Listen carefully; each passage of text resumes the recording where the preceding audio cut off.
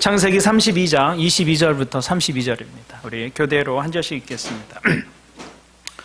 그날 밤에 그 밤에 야곱은 일어나서 두 아내와 두 여종과 11 아들을 데리고 야복 나루를 건넜다.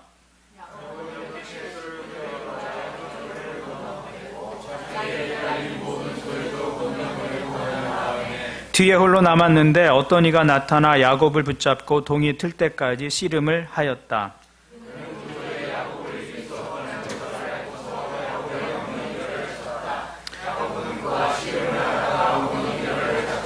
그가 날이 새려고 하니 놓아달라고 하였지만 야곱은 자기에게 축복해 주지 않으면 보내지 않겠다고 떼를 썼다.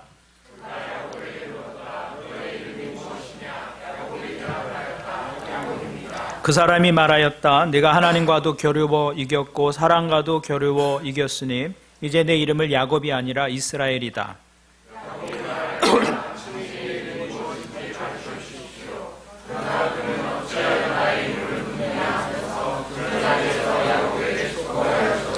야곱은 내가 하나님의 얼굴을 직접 뵙고도 목숨이 이렇게 붙어 있구나 하면서 그곳 이름을 브니엘이라고 하였다.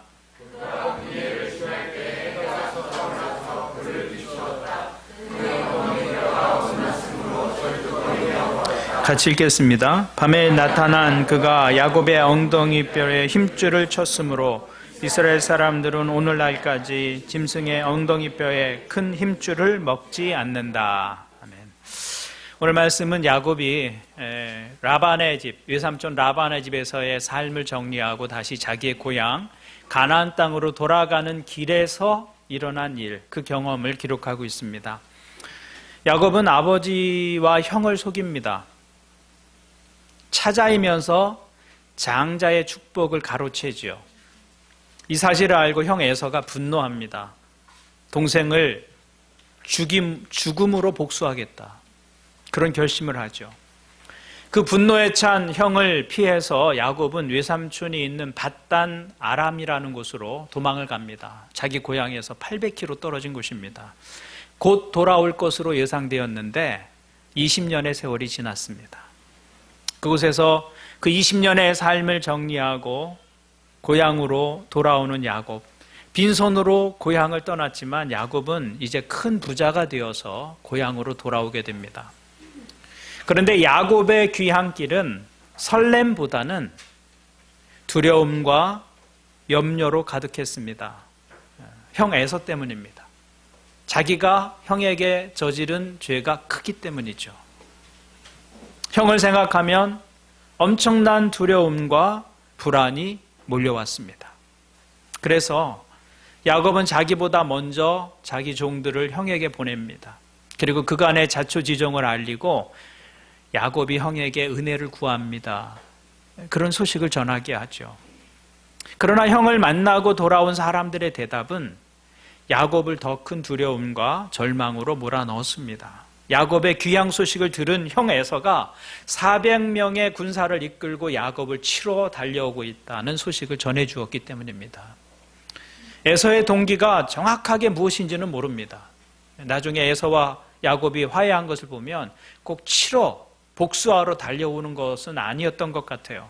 그런데 야곱이 보낸 사람들의 눈에는 400명의 군사를 이끌고 달려오는 에서가 꼭 복수하러 오는 것처럼 보였을 것입니다.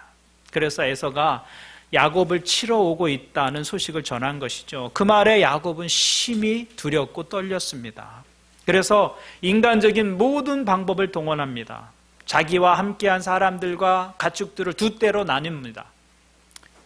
형 에서가 한 떼를 치면 남은 한 떼는 도망가자. 그것이 야곱의 첫 번째 계획이었습니다. 그런데도 야곱의 마음에 두려움이 떠나질 않습니다. 그래서 형을 위해서 예물을 준비합니다. 염소와 양과 낙타의 떼들을 각각 나누어서 차례차례로 형에게 보냅니다. 그래도 안심이 안 되자 두 아내와 두 여종과 11 아들을 자기보다 앞서서 시내를 건너가게 합니다. 선물을 받고도 마음이 돌아서지 않았더라도 조카들을 보면 형의 마음이 돌아서겠지. 그런 생각을 한 것입니다. 그리고 야곱 자신은 맨 뒤에서 그 야복강에 있는 나루터에서 혼자 남아 있었던 것이죠. 홀로 남은 야곱에게 그 밤은 두려움과 절망의 밤이었습니다. 그런데 홀로 남게 된 야곱에게 그 밤에 한 사람이 찾아옵니다. 그리고 밤새도록 야곱과 씨름을 하게 됩니다. 24절을 보면 뒤에 홀로 남았는데 어떤 이가 나타나 야곱을 붙잡고 동이 틀 때까지 씨름을 하였다. 여기 씨름을 건 사람이 누구입니까? 어떤 이라고 처음엔 소개되고 있는데 30절을 보면 야곱이 이렇게 말합니다. 야곱은 내가 하나님의 얼굴을 직접 뵙고도 목숨이 이렇게 붙어 있구나 하면서 그곳 이름을 브니엘, 하나님의 얼굴 그런 뜻입니다. 브니엘이라고 하였다. 그러니까 야곱이 만난 그 사람은 사실은 하나님 자신이었습니다. 하나님께서 야곱에게 씨름을 걸어 오신 것입니다. 하나님이 씨름을 걸어 오셨다라는 것은 야곱을 변화시키기 위해서 하나님께서 야곱의 삶에 개입하셨다는 것을 의미합니다. 그렇다면 하나님은 어떻게 야곱의 인생에 개입하셨을까요? 하나님이 하신 첫 번째 일은 야곱을 홀로 있게 하신 것입니다. 야곱을 홀로 있게 하셨어요. 24절을 다시 보면 뒤에 홀로 남았는데 어떤 이가 나타나 야곱을 붙잡고 동이 틀 때까지 씨름을 하였다. 야곱의 삶에 개입하시고 야곱의 삶을 변화시키기 위해서 하나님이 제일 먼저 하신 일은 야곱을 홀로 있게 하신 것입니다. 사람은 홀로 있을 때 정직할 수 있습니다. 홀로 있을 때는 가면을 쓸 필요가 없습니다. 홀로 있을 때 사람은 허세를 부리거나 자존심을 내세울 필요가 없습니다. 그래서 홀로 있는 순간에 사람은 하나님을 진심으로 만날 수 있게 됩니다. 그런데 어떤 사람들은 홀로 있는 시간이 거의 없습니다. 늘 일 속에 있고 사람들 속에 있습니다.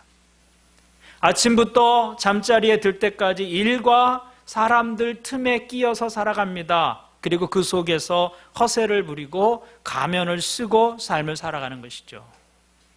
야곱의 삶이 그랬다는 것입니다. 야곱은 혈혈단신으로 아버지 집을 도망 나와야 했습니다. 그때부터 야곱의 삶은 철저하게 혼자였습니다. 야곱이 그 외로움을 피하는 첫 번째 방법은 일에 빠지는 것이었습니다. 그래서 야곱은 라반의 집에서 누구보다도 열심히 일했습니다. 야곱 스스로 나는 있는 힘을 다해서 장인 어른의 일을 해드렸습니다 라고 말할 정도로 그는 일에 빠져서 살았습니다. 또 한 가지 야곱이 외로움을 피하는 방법은 사람이었습니다. 특히 이성을 만나는 것이었어요. 그는 라헬을 마음에 두었습니다. 레아와 라헬 두 명의 배우자를 갖게 되죠. 그리고 14년을 자기가 원하는 여자를 얻기 위해서 일합니다. 그리고 그 아내들의 여정까지도 자기의 첩으로 취하게 되죠. 그렇게 외삼촌 라반의 집에서 20년을 머무는 동안 야곱은 일과 사람들 속에 있었습니다. 그것이 야곱이 혼자라는 사실을 잊어버리는 방법이었을 것입니다. 그리고 20년 그 타향살이를 마치고 고향으로 돌아오는 길에 야곱은 누구보다도 성공한 사람처럼 보였습니다. 외롭게 혼자서 도망쳐 나왔지만 돌아가는 길에는 동행하는 식구들이 있었습니다. 많은 재산을 가지고 돌아가고 있습니다. 그를 힘들게 했던 외로움은 이제 완전히 해결된 것처럼 보였습니다. 그런데 자신에게 장자의 축복을 빼앗겼던 에서가 복수를 다짐하며 자기를 치러 온다는 사실을 알게 되자 그는 또다시 혼자가 됩니다. 세상의 성공이 그 문제를 해결해 주지 못했습니다. 식구들이 많이 생겼지만, 아내들도 많았고 자식들도 많았지만 그가 믿고 의지했던 그 많은 사람들이 지금은 조금도 자신에게 도움이 되지 않습니다. 이것이 우리에게 보여주는 것이 있어요. 인생의 결정적인 순간에 인간은 철저하게 혼자라는 것입니다. 우리 인생에서 야곱처럼 철저히 혼자 남겨질 때가 있다는 것입니다. 우리 인생에서 정말 중요하고 궁극적인 문제는 자기 홀로 처리해야 합니다. 누가 대신해 줄 수 없어요. 다른 사람이 곁에 있기는 하지만 나를 대신할 수는 없는 것입니다. 제가 살면서 많지는 않지만 두세 번 수술을 경험했습니다. 수술실 앞에 서면 인간은 철저하게 혼자구나라는 사실을 경험하게 됩니다. 수술실 문이 열리면 그 문을 지나서 들어가면 철저하게 혼자입니다. 차가운 수술대 위에 누워서 마취를 기다리는 시간은 정말 힘든 시간입니다. 그때는 어린아이도 혼자고 어른도 혼자입니다. 인생의 정말 중요한 문제는 자식 스스로 해결해야 할 문제인 것이죠. 그런데 지금 야복강가의 야곱이 그런 상황 속에 있는 것입니다. 하나님은 야곱을 수술하기로 계획하셨습니다.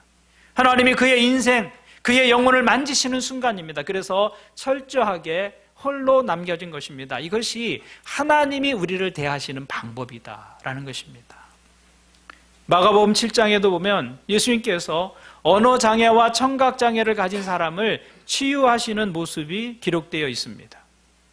주님께서 이 사람을 어떻게 고쳐주셨는가 하면 이렇게 기록하고 있습니다. 예수께서 그를 무리로부터 따로 데려가서 손가락을 그의 귀에 놓고 침을 뱉어서 그의 혀에 손을 대셨다. 예수님께서 무리로부터 그 사람만 따로 떼어서 데리고 가셨다고 말씀하고 있죠. 예수님이 그를 혼자서 만나셨다는 것입니다. 마치 중환 환자를 집중 치료실에 격리해서 치료하는 것처럼 그 한 사람을 데리고 따로 가셨다는 것이죠. 그렇게 예수님께서 그 사람을 만나신 것처럼 하나님은 종종 우리 인생을 그런 집중 치료실로 데리고 가신다는 거예요. 어떤 사람에게 그 집중 치료실은 육신의 연약함일 수 있습니다. 그래서 그 아픔을 통해서 하나님을 깊이 만나고 경험하는 사람들이 있습니다. 어떤 사람에게는 그것이 경제적인 어려움이 될 수도 있고요. 어떤 사람에게는 관계에서의 어려움일 수도 있고 어떤 사람에게는 그것이 자식들의 문제일 수도 있습니다. 그러니까 내 삶에 그런 문제가 일어나고 그래서 나는 아무도 모르는 그런 어려움 속에 홀로 있다고 느껴질 때 사실은 하나님이 나를 데리고 영혼의 집중 치료실로 가시는 것입니다. 나 혼자다. 이 문제는 아무도 모르고 나 혼자 이 문제를 만나고 있다라고 느낄 때 사실은 하나님이 나를 데리고 내 영혼의 집중 치료실로 가시는 것이죠. 사람은 혼자 있을 때 가장 정직하고 진실되게 하나님을 만날 수 있기 때문입니다. 그래서 더글라스 맥밀란이라는 분은 홀로 남음은 은혜로운 고립이다 이렇게 표현했습니다. 홀로 남음은 은혜로운 고립이다. 은혜로운 고립을 통해서 우리는 가면을 벗은 얼굴로 정직하게 하나님을 만날 수 있는 것입니다. 그래서 지혜로운 사람은 자원해서 스스로 은혜로운 고립을 경험합니다. 주님과 단둘이 서 있는 자리로 자원하여 들어가는 것이죠. 주님과 나만의 단둘이 있는 시간 속으로 자원하여 들어가는 것입니다. 신앙생활에서 개인적인 경건의 시간과 경청의 시간을 강조하는 이유는 바로 그런 것입니다. 사람은 혼자 있을 때 가장 정직하고 신실하게 하나님을 만날 수 있기 때문입니다. 그런 의미에서 건강한 신앙은 대중적인 예배만 가지고서는 만들어질 수 없는 것입니다. 이 예배가 여러분의 영적 삶의 전부라고 한다면 건강한 신앙, 성숙한 신앙은 잘 만들어지지 않을 것입니다. 개인적으로 하나님을 만나는 시간에 정직하게 자기를 드러내어 기도하고 성경을 통해서 하나님의 음성을 개인적으로 들어야 합니다. 저는 여러분의 삶에 나는 주님께 집중하고 주님은 내게 집중하시는 그런 시간과 그런 자리가 있기를 바랍니다. 그것은 신앙의 참 중요한 요소입니다. 여러분의 집에 조용한 시간, 조용한 방도 좋습니다. 남들보다 일찍 출근하여 홀로 있는 사무실이어도 괜찮습니다. 아니면 새벽 기도의 시간이라든지 여러분이 방문하는 그런 교회의 자리, 기도의 자리도 좋은 하나님과의 홀로 있는 시간들이 될 것입니다. 여러분이 주님과만 단둘이 따로 있는 그 시간과 그 장소에 머물 때 그때 들리지 않았던 하나님의 음성이 들리기 시작할 것입니다. 야곱이 새로운 하나님을 경험하게 되었듯이 우리도 새롭게 우리 가운데 찾아오시는 하나님을 경험하게 될 것입니다. 그것이 믿음 생활에 꼭 필요한 요소입니다. 여러분의 삶에 하나님과 홀로 대면하는 시간들을 계획하고 실천하는 그런 믿음의 모습이 있기를 바랍니다.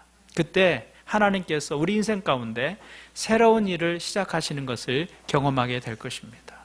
그것이 하나님 우리를 다루시는 방법 가운데 하나예요. 하나님께서 야곱에게 하신 두 번째 일은 야곱의 엉덩이뼈를 치신 것입니다. 오늘 말씀을 보면 하나님과 야곱의 싸움에서 야곱이 지지 않습니다. 야곱의 고집이 얼마나 대단한지 모릅니다. 하나님께도 지지 않는 사람, 그가 바로 야곱이었습니다. 그러자 하나님은 야곱을 그냥 두지 않으시고 그의 엉덩이뼈를 치셨습니다. 엉덩이뼈는 허벅지와 엉덩이를 연결하는 중요한 부위입니다. 그 엉덩이뼈를 다치면 다리를 절게 됩니다. 힘을 전혀 쓸 수 없게 되죠. 마지막에는 내가 도망해야 되겠다가 그 마지막 야곱의 계획이었는데 엉덩이뼈를 다친 거예요. 이제 무력한 존재가 된 것입니다. 야곱은 꾀가 많았고 약삭빠르기 때문에 자기를 믿고 지금까지 살아왔습니다. 지금까지 야곱은 자기의 엉덩이뼈로 살아온 사람이었습니다.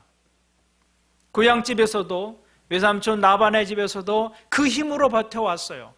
형 에서가 자기를 공격해와도 마지막 최후의 수단은 엉덩이뼈였습니다. 마지막에 안 되면 도망가자. 그것이 야곱의 생각이었어요. 그래서 자기가 가장 뒤에 남은 것입니다.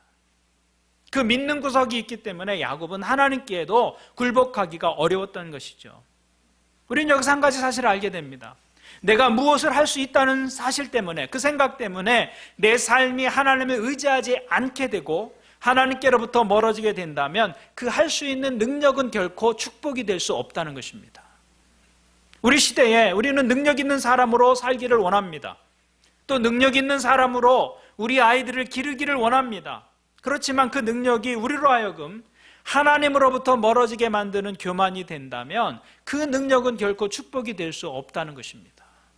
내가 건강하기 때문에 하나님 필요 없다고 생각한다면 그 건강은 축복이 아니라 저주가 될 것입니다. 내가 가진 것이 많기 때문에 하나님 없이도 웬만큼 살 수 있다 생각한다면 그 가진 것은 축복이 아니라 오히려 저주가 되고 만다는 것입니다. 내가 가지고 있는 능력에 하나님 없이도 난 충분히 살 수 있다고 생각한다면 그 능력은 저주입니다. 결코 축복이 되지 못할 것입니다. 우리가 우리 자녀들을 기를 때 이것을 조심해야 합니다. 우리는 우리 아이들이 능력이 있고 탁월한 사람이 되기를 바라지만 그 능력과 탁월함이 그로 하여금 하나님으로부터 멀어지게 한다면 그것은 축복이 아니라 그 아이 인생의 저주가 될 것입니다.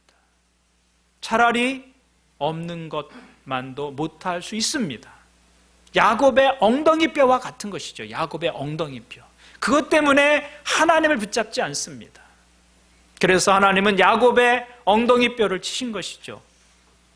하나님이 야곱의 엉덩이뼈를 치자 야곱이 어떻게 되었을까요? 야곱은 더 이상 하나님과 씨름할 수 없는 상황이 되었습니다. 그런데 엉덩이뼈가 부러진 야곱이 그래도 하나님을 붙잡고 놓지 않습니다. 이제는 야곱이 하나님과 씨름하는 것이 아니라 야곱이 하나님께 매어 달리고 있는 것이죠. 26절을 보겠습니다. 그가 날이 새려고 하니 놓아달라고 하였지만 야곱은 자기에게 축복해 주지 않으면 보내지 않겠다고 떼를 썼다. 이 말씀을 보면 이제 씨름은 끝났습니다. 그럼에도 불구하고 야곱은 계속 하나님께 매달립니다. 우리는 여기에서 야곱의 삶이 발버둥에서 매달림으로 바뀌는 놀라운 전환을 보게 됩니다. 지금까지 야곱은 발버둥 치며 살아왔습니다. 발버둥 친다는 것은 자기 힘으로 무엇인가를 해보려는 것을 의미하는 것이죠. 자기의 엉덩이뼈를 의지하는 것입니다. 지금까지 야곱의 삶은 자신의 노력이나 방법, 자신의 힘으로 무엇인가를 이루려는 몸부림이었고 발버둥이었습니다. 그래서 지금까지 야곱은 노력하면 안 되는 것이 없었습니다. 장자의 명분도 가로챘습니다. 아버지도 속였습니다. 사기꾼 같은 외삼촌 라반의 집에서도 결국 그는 큰 부자가 되었습니다. 지금까지 자기 노력, 자기 열정, 자기 계획, 자기 방법이 실패한 적이 없었어요. 그것을 가지고 얻어내지 못한 것이 없었습니다. 그래서 그는 자기 힘으로 발버둥 치면서 살아왔던 것이죠. 그런데 이제 엉덩이뼈가 부러진 다음에 그는 더 이상 발버둥 칠 수 없게 되었습니다. 자기 힘으로는 제대로 설 수도 없었고 걸어갈 수도 없었습니다. 그래서 이제는 하나님께 매어 달릴 수밖에 없게 된 것입니다. 여러분, 매달림이 무엇입니까? 매달림은 그 초점이 내게 있는 것이 아니라 상대에게 있는 것입니다. 나는 힘이 없는데 상대에게는 힘이 있고 나는 능력이 없는데 상대에게 능력이 있다면 붙잡고 매달릴 수밖에 없죠. 상대의 능력이 많으면 많을수록 더 매달려야 합니다. 그래서 야곱은 당신이 내게 축복하지 아니하면 가게 하지 않겠습니다 하고 매달릴 수밖에 없었다는 것입니다. 그런데 그 발버둥 치는 삶에서 매달리는 삶으로의 전환, 그것이 야곱의 인생을 바꾸어 놓은 것입니다.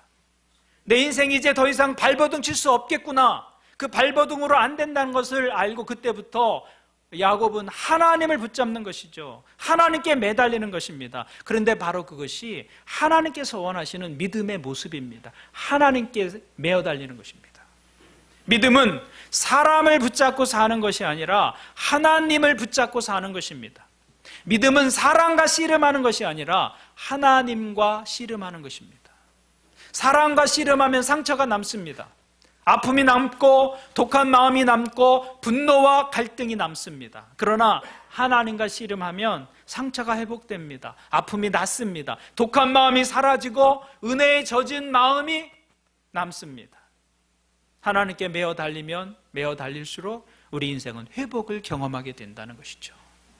그래서 성경은 너는 내게 부르짖으라고 말씀하고 있는 거예요. 너는 내게 내 마음을 토하라고 말씀하고 있는 것입니다. 나를 붙잡고 살라, 그 말씀입니다.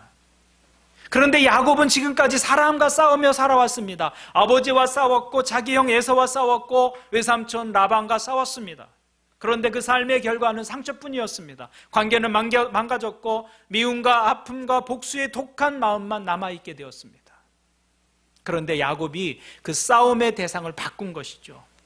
하나님을 붙들고 살기로 한 것입니다. 자기 형의 뒤꿈치를 움켜쥐고 나온 야곱이 이제는 하나님을 붙잡고 살기로 한 것입니다. 그래서 하나님은 야곱의 이름을 이스라엘로 바꾸어 주셨습니다. 이스라엘이라는 이름의 의미는 하나님과 겨룬다, 하나님과 겨루어 이겼다, 그런 의미가 있습니다. 여기에 놀라운 믿음의 신비가 있습니다. 야곱이 자신이 붙잡은 것을 놓고 하나님을 붙잡자 하나님이 야곱에게 져주셨습니다. 28절을 보십시오. 내가 하나님과도 겨루어 이겼고 사람과도 겨루어 이겼으니 이제 내 이름은 야곱이 아니라 이스라엘이다. 우리 이 야곱의 씨름을 한번 잘 보십시오. 누가 이 씨름을 걸어왔습니까? 하나님이 먼저 걸어왔습니다. 하나님이 그동안 자기가 붙잡고 있었던 것들을, 야곱이 그동안 붙잡고 있었던 것들을 다 놓고 홀로 있게 되었을 때 하나님이 나타나서 씨름을 걸어온 것이죠. 왜 하필이면 씨름입니까? 왜 씨름을 걸어오십니까? 그건 나를 붙잡으라는 거예요. 씨름은 붙잡아야만 가능한 거 아닙니까? 태권도를 했다면 큰일 났을 거예요. 그거는 이런 그림이 그려지지 않았을 거예요. 근데 하나님이 씨름을 걸어온 것이죠. 야곱은 엉겹거래 씨름을 걸어온 그 사람을 붙잡은 것입니다. 그런데 정확하게 말하면 야곱이 그 사람을 붙잡은 것이 아니라 그분이 자원하여 야곱에게 붙잡혀 주신 것이죠. 네 손에 있는 것들을 놓고 이제는 나를 붙잡으라. 이제부터 내 이름은 야곱이 아니라 이스라엘이다. 그러니 이제부터는 나를 붙잡고 살아라. 그렇게 하나님이 야곱의 인생에 씨름을 걸어오신 것입니다.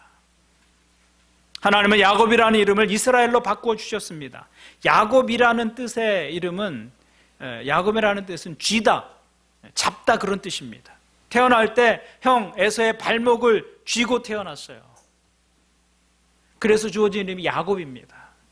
그 이름 그대로 야곱은 다른 사람의 발목을 붙잡는 인생을 살았습니다. 야곱의 인생은 끊임없이 사랑과 싸워온 인생이었어요. 그런데 그 야곱의 이름을 바꿔주신 것이죠. 내 이름은 이제 야곱이 아니라 이스라엘이다. 그러니까 이제는 사람과 겨루지 말고 하나님과 겨루라고 말씀하고 있는 것이죠. 우리가 믿음으로 산다는 것은 다른 것이 아닙니다. 하나님을 붙잡고 사는 것입니다.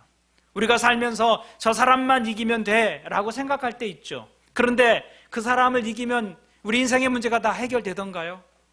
그렇지 않습니다. 또 다른 사람이 나타나고 또 다른 문제가 나타납니다. 그 싸움이 끝이 없습니다. 그런데 믿음은 사람을 붙들고 사는 것이 아니라 하나님을 붙들고 사는 것입니다. 그리고 우리가 하나님을 붙들 때 하나님이 우리에게 져주십니다. 하나님이 져주신다고요. 진 사람은 이긴 사람의 요구대로 해야 합니다. 그래서 하나님의 약속이 무엇입니까? 너희가 무엇이든지 내 이름으로 구하면 내가 다 이루어 주겠다. 하나님이 져주시겠다는 약속이에요. 너희가 내 안에 머물고 내 말이 너희 안에 머물러 있으면 너희가 무엇을 구하든지 다 그대로 이루어질 것이다. 구하여라. 그리하면 하나님께서 너희에게 주실 것이다. 찾아라. 그리하면 너희가 찾을 것이다. 문을 두드려라. 그리하면 하나님께서 너희에게 열어주실 것이다. 구하는 사람마다 얻을 것이요 찾는 사람마다 찾을 것이요 문을 두드리는 사람에게 열어주실 것이다. 이런 하나님의 약속들이 다 무엇입니까? 너희가 나를 붙잡고 살면 하나님이 져주신다는 약속입니다. 그럼 하나님을 붙잡고 산다는 것이 무엇일까요? 호세아 선지자는 야곱이 하나님과 씨름한 것을 이렇게 설명합니다. 호세아 12장을 보니까 야곱은 천사와 싸워서 이기자 울면서 은총을 간구하였다. 이게 야곱의 씨름을 설명해 주는 성경의 설명입니다. 그러니까 야곱은 하나님과 씨름했는데 그 씨름은 결국 무엇이었다는 거예요? 하나님의 은총을 울며 간구한 것이었다.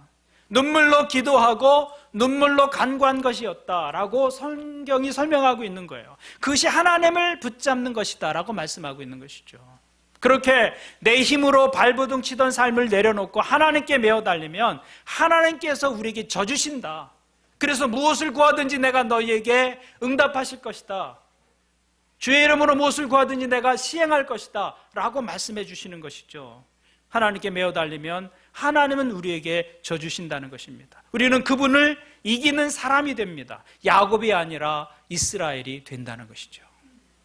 그것이 믿음의 삶이다라는 것입니다. 그러므로 여러분, 사랑과 붙잡고 씨름하는 것이 있다면 그 손을 놓을 수 있기를 바랍니다. 대신 하나님을 붙잡는 것입니다. 하나님께 매달리십시오. 하나님께 눈물로 나아가고 눈물로 은총을 구하며 기도하십시오. 하나님께 기도하면, 하나님과 씨름하면 상처가 회복됩니다. 아픔이 낫습니다. 축복의 문이 열립니다. 이것이 야곱이 이스라엘이 된 이 사건이 우리에게 주는 교훈입니다. 오늘 예배하는 여러분들에게 야곱에서 이스라엘로의 전환, 이 은혜가 있기를 주님의 이름으로 축원을 드립니다. 아멘. 기도하겠습니다. 말씀을 가지고 기도하겠습니다. 너무 크지 않게 작은 소리로 여러분의 결심을 하나님 앞에 말씀드리십시오. 하나님, 제가 이제 야곱이 아니라 이스라엘로 살겠습니다. 사랑과 싸우지 않고 사랑과 겨루지 않고 하나님 붙잡고 살겠습니다. 야곱처럼 눈물로 하나님의 은총을 간구하는 삶을 살겠습니다. 우리가 주님과 씨름하면 하나님이 져주십니다. 그 약속이 너희가 구하면 내가 응답할 것이라는 약속입니다. 그 약속을 여러분을 향한 하나님의 약속으로 붙잡으십시오. 그리고 그것이 무엇이든지 하나님께 간구하는 삶을 살아가시기를 바랍니다. 우리 말씀을 가지고 주님 앞에 나아가서 야곱처럼 하나님을 붙들고 씨름하는 그런 모습으로 주님 앞에 여러분의 기도를 드렸으면 좋겠습니다. 우리 함께 말씀을 가지고 주님 앞에 나아가서 기도하겠습니다. 하나님 아버지, 우리를 야곱이 아니라 이스라엘로 불러주신 하나님, 인생을 살면서 내가 붙들고 발버둥 치던 그런 삶의 자리에서 눈을 들어 하나님을 보게 하여 주옵소서. 하나님을 붙잡게 도와주옵소서. 이스라엘이 된 야곱처럼 눈물로 하나님의 은총을 간구하고 하나님의 긍휼을 간구하는 그 입술을 가지고 살아가게 도와주옵소서. 그때 하나님께서 야곱의 인생을 복주신 것처럼 우리 인생 가운데서 하나님께서 새로운 일을 행하심을 보게 하여 주옵소서. 우리에게 져주시는 하나님, 그 하나님 붙들고 인생을 사는 하나님의 사람들 되게 도와주옵소서. 오늘 우리가 무엇을 간구하든지 들으시는 하나님의 은혜를 우리 각 사람에게 더하여 주옵소서. 예수님의 이름으로 기도하옵나이다. 하나님 아버지, 우리를 야곱이 아니라 이스라엘로 불러주셔서 감사합니다. 주님 앞에 눈물로 나아가 기도하고 눈물로 간구하는 삶을 살겠습니다.